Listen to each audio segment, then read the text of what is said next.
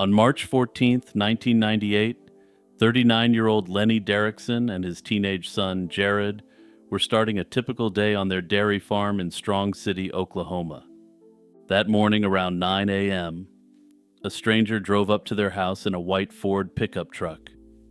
Lenny stepped outside to speak with the unidentified man. The conversation appeared friendly, and according to Jared, his dad didn't seem alarmed at all. After a few minutes, Lenny came back inside and told his son that the visitor wanted to see one of his stud horses. Lenny planned to accompany the man to Elk City, Oklahoma, and then to Mobetti, Texas, to look at horses, and said he would return by that afternoon. He then left the farm with the stranger in the man's white 1994 Ford F-150 pickup truck, which reportedly had New Mexico plates and a distinctive yellow tag on the front. Jared watched his father drive off, never imagining it would be the last time he saw him. Later that morning, approximately 2 hours after Lenny left, a possible sighting occurred. A waitress at a diner just a few miles from the Derrickson farm claimed she saw Lenny having breakfast with an unknown man. She noted that the other man did most of the talking, while Lenny was just drinking coffee and listening quietly. This description matched the stranger from Lenny's farm. However, Lenny's family doubted the sighting's credibility. He had already eaten breakfast at home, and they insisted he wouldn't eat breakfast twice in one morning.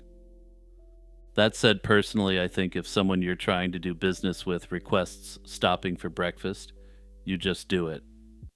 Also, according to the waitress, he was just drinking coffee anyway, not really having a full-on second breakfast, which corroborates what we know of Lenny from the family.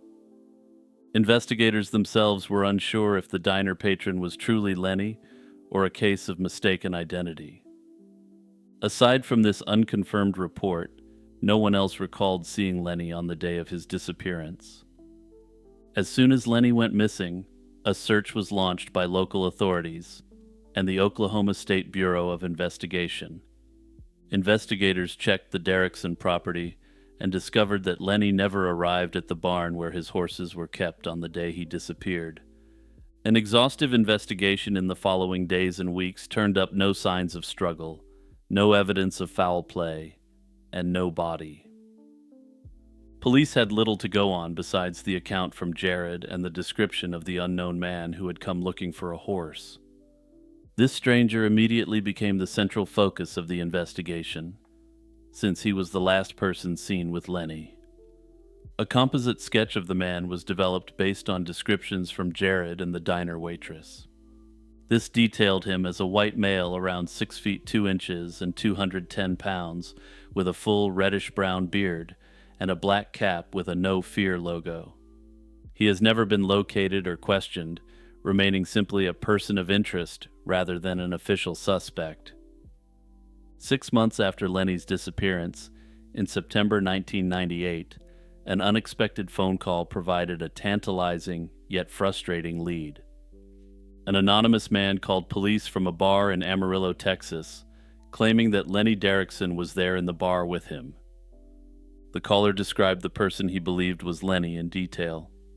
Making matters even stranger, this person was allegedly saying that he knew Lenny Derrickson personally. He refused to give his own name, but said he would wait at the bar for police to arrive. Officers rushed to the remote Amarillo bar, but by the time they got there, both the tipster and the man he had identified as Lenny were gone. The next day, a bartender corroborated parts of the story, remembering the enthusiastic caller and his claims that it was Lenny at the bar. Investigators found no reason to disbelieve the witness account, especially given the bartender's supporting narrative. Despite this encouraging lead, it too reached a dead end, and neither Lenny nor the anonymous caller could ever be found for verification. Law enforcement continued to track other leads and tips in the following years, but each one fizzled out. Over the years, several theories have emerged about what might have happened to Lenny Derrickson. One theory is that Lenny left of his own accord to start a new life. Investigators noted that Lenny had recently been through a painful divorce and was struggling financially with his dairy farm amid declining milk prices. Under the weight of personal and financial problems, it's speculated he might have seen an opportunity to escape. In fact, some law enforcement officials considered the possibility that Lenny left on his own and might have found work as a ranch hand somewhere far from home. Importantly, Lenny was devoted to his 16-year-old son Jared, and Jared has expressed significant doubt that he would have just left him behind. In my view, the personal factor related to his son casts significant doubt on the voluntary disappearance theory. The more ominous theory is that Lenny met with foul play at the hands of the unidentified man or someone associated with him. This theory posits that the stranger lured Lenny away under false pretenses, the story about wanting to buy a horse, and then harmed him. Several details support suspicions of foul play. For one, Lenny had not advertised any horse for sale, and the stranger's inquiry about a horse was completely unexpected. Investigators found it troubling that the visitor even knew to show up at the Derrickson farm, which was in a remote area not easy to find without directions. This suggests that Lenny's appearance as a target might not have been random, and that the man could have known Lenny or learned about him through someone else. If the diner sighting was accurate, the casual public meeting could indicate the stranger was trying to gain Lenny's trust before leading him to a more isolated location. That said, ultimately there is no evidence whatsoever, at least that's publicly accessible, that Lenny met with any sort of foul play. And I say publicly accessible here for a reason, because I've seen speculation online that the police asked to search the property of a suspect, but that the suspect refused to let them search. That said, these were comments made on online forums which I can't substantiate, and they may just be pure rumor mill gossip. One less prominent but still plausible theory, especially taking into account the Amarillo evidence, is the possibility of a dissociative fugue. Lenny had gone through a difficult divorce and was facing significant financial difficulties, and as such he may have left and adopted a new identity. That said, usually these states come to an end in weeks or months, and again Lenny had a son he was very close to, so I can't imagine him not at least contacting Jared if this was the case. The final prominent theory is that Lenny and the unknown man may have gotten involved in an accident on some rural road. Under this theory, the vehicle went off into a body of water and has never been found. And there's precedent for this. In this series, we've covered a few cases where a vehicle was discovered decades later, submerged in a local lake or deep river. Hey everyone, it's Jimmy here, with a reminder to hit that subscribe button and share this video with 2 people you know. Sharing my videos with your friends and family and on your socials is the best way you can help my channel grow, and the best part is it's entirely free. On December 8, 2010, a hunter discovered a human skull in a wooded area about 30 yards off Pecan Valley Road near Highway 12 in Nashville, Tennessee. No other skeletal remains were found despite a search of the area, and the skull was sent to the medical examiner's office. Because only the skull was recovered, the cause of death could not be determined from the remains. With no immediate identification, the unknown man was referred to as the Pecan Valley John Doe in case records. Traditional forensic efforts initially failed to identify the skull, with few details being publicly released at that point. In 2023, the Metropolitan Nashville Police Department partnered with Othram to apply advanced DNA testing and forensic genetic genealogy to the case.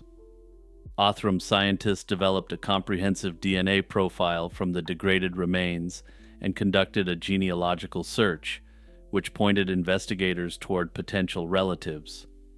Over 14 years after the skull's discovery, authorities announced that the remains had been identified through DNA as Marcus Rutledge.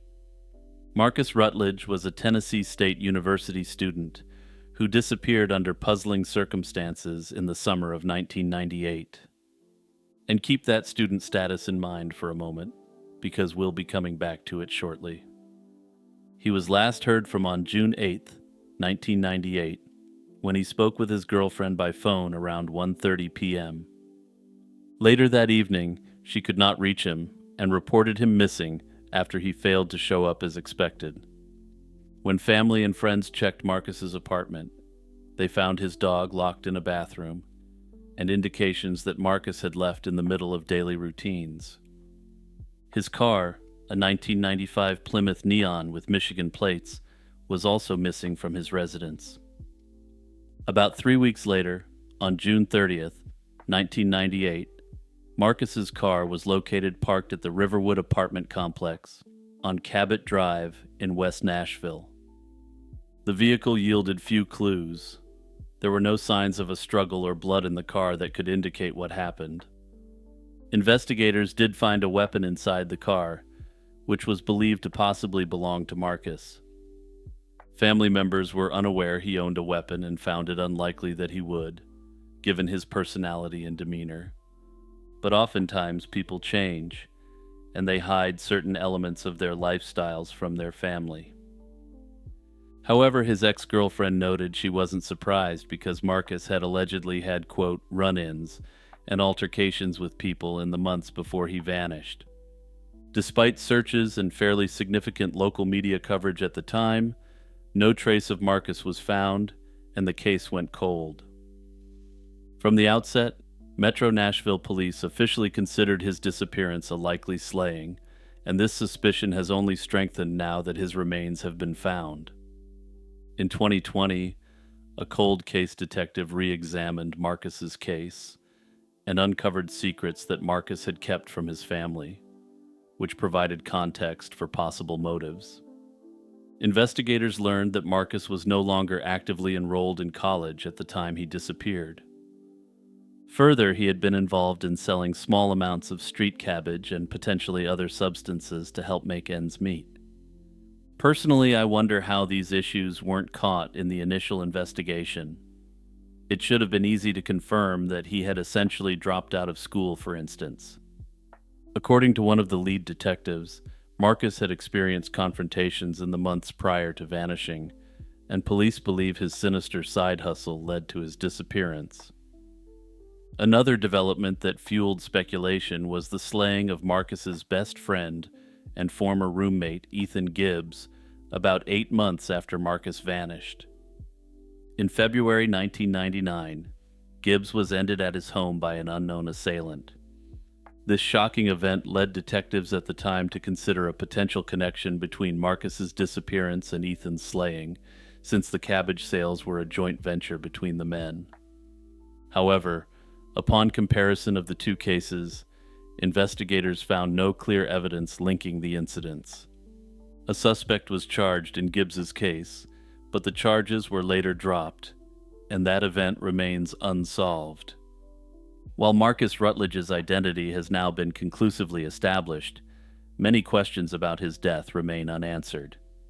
The case is now being treated as an open slaying investigation, and the Metropolitan Nashville Police Department's cold case unit continues to pursue leads. Crucial details, such as the exact manner and time of his death, are still unknown, largely because only partial remains were recovered and no cause of death could be determined. While the identification of the Pecan Valley John Doe gave some closure to the family, the greater mystery now needs to be resolved. Who ended Marcus, and why? For 2 centuries, residents and visitors in Florida have exchanged stories of a mysterious ape-like creature lurking in the state's swamplands. Dubbed the skunk ape for its famously foul odor, this creature is often described as the Sunshine State's answer to Bigfoot. Witnesses claim the bipedal beast stands anywhere from 5 to 8 feet tall, covered in shaggy hair, and exudes an unbearable stench likened to rotten eggs or worse. Tales of wild man-apes in Florida stretch back to the early 19th century. As early as 1818, local newspapers in the Florida Panhandle reported encounters with a prowling man-sized monkey said to raid food stores and stalk fishermen near the town of Apalachicola. Some enthusiasts have even attempted to link the creature to Seminole legends of a foul-smelling creature called the Esti Kapakaki, which is translated as hairy giant. Scattered reports of an ape-like being continued into the early 20th century. For example, there's a 1940s account which tells of a tall man-like creature covered in hair leaping onto a truck's running board in Suwannee County. These early stories, as well as indigenous folklore, have set the stage for what would arguably become Florida's most famous cryptid. The skunk ape legend truly gained traction from the mid-20th century onwards. Eyewitness stories picked up significantly from the 1950s through the 1970s, coinciding with increased development of Florida's wilderness areas. During this era, sightings of a large, smelly ape man in the Everglades and surrounding regions became so common that they garnered widespread newspaper coverage.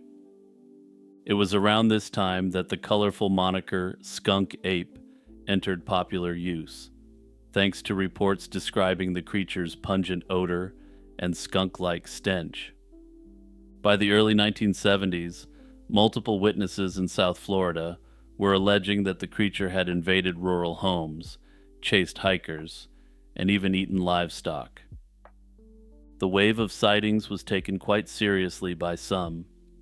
In 1977, Florida State Representative Paul Nuckols went so far as to propose a law to protect the creature from harm. The bill sought to criminalize the capturing or harming of any anthropoid or humanoid animal in Florida. Although this so-called skunk ape bill ultimately failed to pass, its introduction underscored how deeply the legend had permeated Florida's imagination by the late 1970s. Notably, Nuckols faced a great deal of criticism for the bill. However, he wasn't necessarily a believer in the creature. Rather, he just wanted a provision in place to stop skunk ape hunters from blasting one down or imprisoning one, should they exist.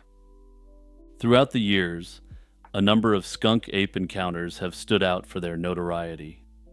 In one incident in the early 1970s, two sheriff's deputies in Palm Beach County reported that an ape-like creature stalked them through an orange grove at night. The officers fired their weapons at it and later found a trail of large footprints along with coarse hair caught on a barbed wire fence. Around the same period, a rash of encounters in counties near the Everglades made headlines when locals described a 5 to 7 foot tall, red-haired ape. This hominid was said to wander onto porches and even allegedly slaughtered farm animals and pets. Gangs of concerned citizens formed to hunt down the beast, and a patrol officer claimed to have struck it with his vehicle, yet no corpse or definitive evidence ever turned up. In 1997, a fire chief named Vince Doer was driving through Big Cypress National Preserve when, by his account, a shaggy, oversized figure darted across the road. Doer managed to snap a quick photograph of the tall, hairy creature before it vanished into the swamp. In the 2 weeks after his sighting, more than 50 people came forward, claiming to have seen a similar ape-like being in the area.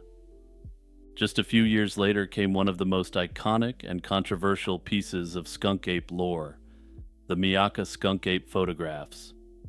In late 2000, the Sarasota County Sheriff's Office received an anonymous letter from a woman who enclosed startling photos of an ape-like creature partially obscured by palmetto fronds.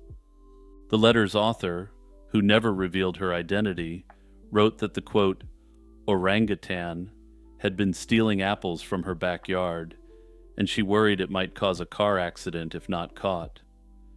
The grainy flash photographs showed a large, hairy animal with reflective eyes and prominent fangs, leading many to speculate that this was the elusive skunk ape caught on film. Skeptics, however, noted that without a known photographer or original negatives, the Myakka pictures could easily be a hoax. To this day, the Myakka ape photos remain hotly debated, with some claiming they've been fully debunked, and others believing they depict a real live skunk ape. Numerous theories exist with respect to Florida's answer to the Sasquatch. Believers in the skunk ape contend that these sightings are not simply mistakes or hoaxes, but evidence of an unknown species residing in the remote swamps of the southeast. In the view of many cryptozoologists, the creature is essentially a regional cousin of Bigfoot, a smaller, swamp-dwelling hominid that has adapted to Florida's wetland environment. They point out that Florida's reports share similarities with Sasquatch legends elsewhere, noting that it's also a large bipedal primate that hides effectively from humans. Enthusiasts argue that with so many eyewitness accounts, it's plausible a real, elusive ape could be out there, as yet undocumented by science. Scientists and skeptics, on the other hand, propose more conventional explanations for the skunk ape legend. The simplest theory is misidentification, that purported skunk apes are in fact known animals, seen under unusual circumstances. Florida is home to black bears which can occasionally walk upright for short stints, potentially resembling a hulking ape from a distance. Others have suggested that passing glances at giant feral wild hogs could account for skunk ape sightings.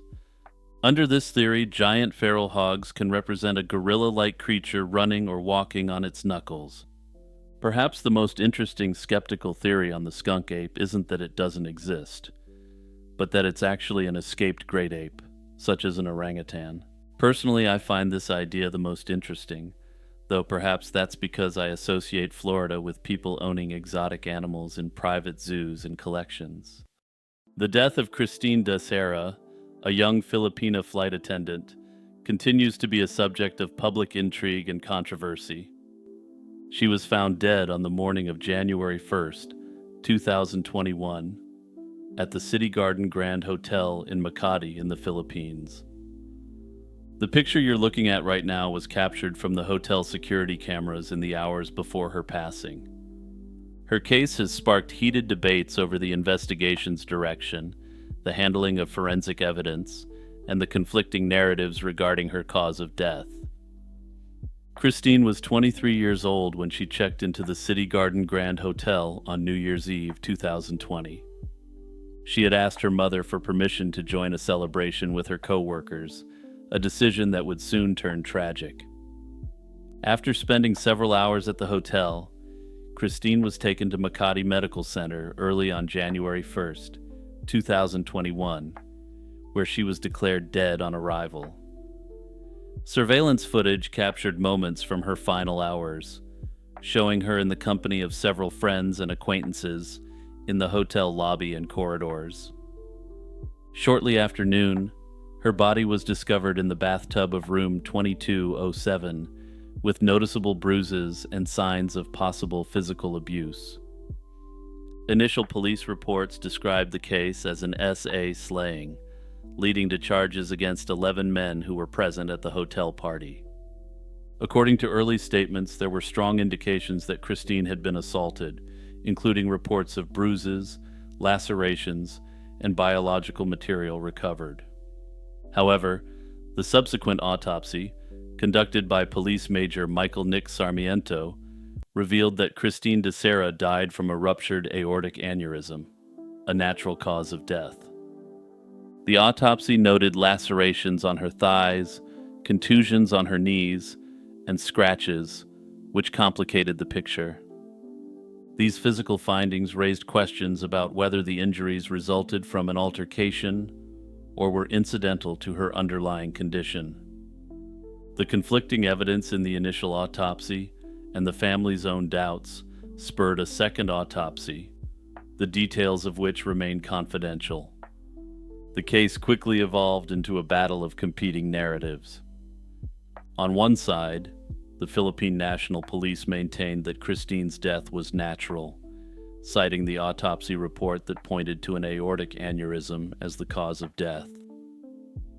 On the other side, the family and several critics argued that the physical evidence pointed to possible foul play. Furthermore, the way in which the investigation was conducted has also drawn considerable criticism. The PNP's decision to initially label the case as solved after identifying a group of suspects, who were later released due to insufficient evidence, has been widely denounced as premature. Critics argue that the rush to judgment not only tarnished the reputations of the individuals involved, but also left unanswered questions regarding the proper handling of forensic evidence. In particular, the decision to embalm Christine's body before a comprehensive forensic examination has been heavily criticized. They note that this may have compromised the collection of crucial biological evidence. What actually happened to Christine still remains a mystery, with her haunting last image revealing little about what actually happened to her that fateful night.